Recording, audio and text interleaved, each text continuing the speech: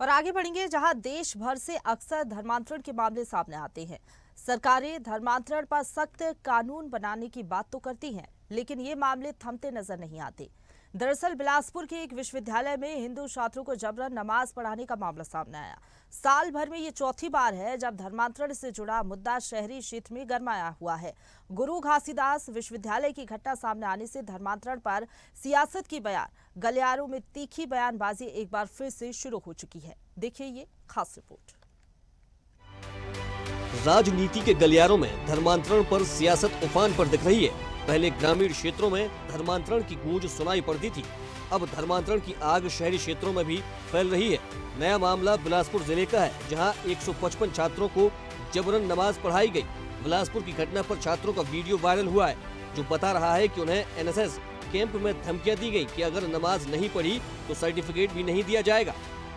GGB में NSS जो camp लगाया जाता है हर वर्ष, कैंप में ले जाकर वहाँ पे अभी ईद के दिन बच्चों को 150 हिंदुओं को 4 मुस्लिमों के वजह से वहाँ पे हम लोगों को नमाज पढ़ाने के लिए जबरदस्ती किया जाता है, कोई अनुमति नहीं लिया जाता है।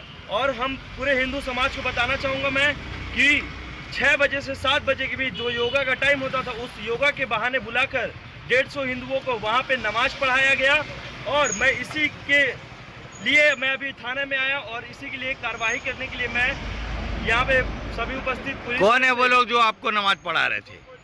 जीजीबी के NSS coordinator doctor Dilip Jha और उनके साथ साथ प्रोग्राम ऑफिसर्स, टीचर्स, मैं उनका नाम लेना चाहूँगा, डॉक्टर बसंत कुमार, डॉक्टर ज्योति वर्मा, डॉक्टर नीरज कुमारी। ये वो सभी लोग हैं जो आपको नमाज पढ़वा रहे हैं? हाँ, ये वहाँ पे उपस्थित थे। अब छात्रों का सीधा आरोप है कि प्रोग्राम ऑफिसर और कैंप कोऑर्डिनेटर के साथ अन्य स्टाफ ने जबरन नमाज पढ़वाई है। छात्रों ने इनके खिलाफ कार्रवाई की मांग भी की है।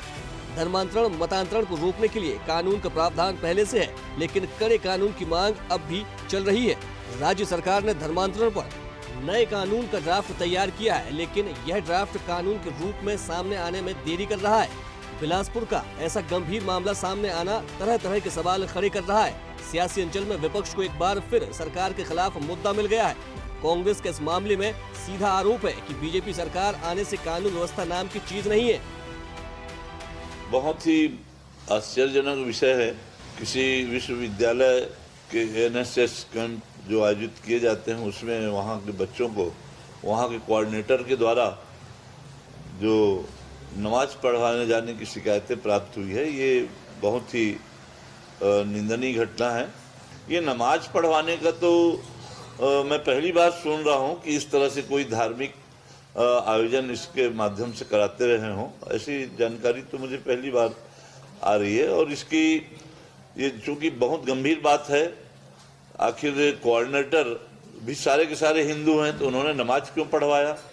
सारे बच्चे, उसमें मात्र 4 बच्चे मुस्लिम थे, ऐसी जानकारी मिली है, बाकी सब गैर मुस्लिम हैं। तो गैर मुस्लिम बच्चों से नमाज क्यों पढ़वाया गया, किस उद्देश्य के तहत पढ़ाया गया, ये एक जांच का विषय है और कठोरता के साथ में इसकी जांच होनी चाहिए। वहीं बीजेपी का स्टैंड इस बात में क्लियर है। सांसद ब्रजमोहन अग्रवाल का कहना है कि इस मामले में सख्त से सख्त कार्रवाई की जाएगी, बख्शा नहीं जाएगा। देखिए, जो भी इस प्रकार के काम करेगा उनको अब इतना समझ लेना चाहिए कि अभी तक उन्होंने जो किया, अब आगे ये सब नहीं चलेगा। अगर किसी भी प्रकार का जबरदस्ती धर्मांतरण का काम कोई भी करेगा तो वो जेल के शिक्षों में होगा।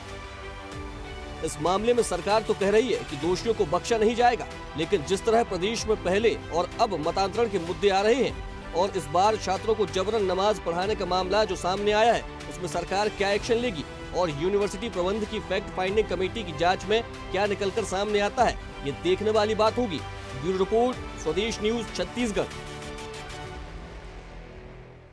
ताज़ा खबरों के लिए लाइक, फॉलो और YouTube पर सब्सक्राइब कर बेल आइकन दबाएं। साथ ही ताज़ा अपडेट्स के लिए स्वदेशलाइव.com पर विजिट करें।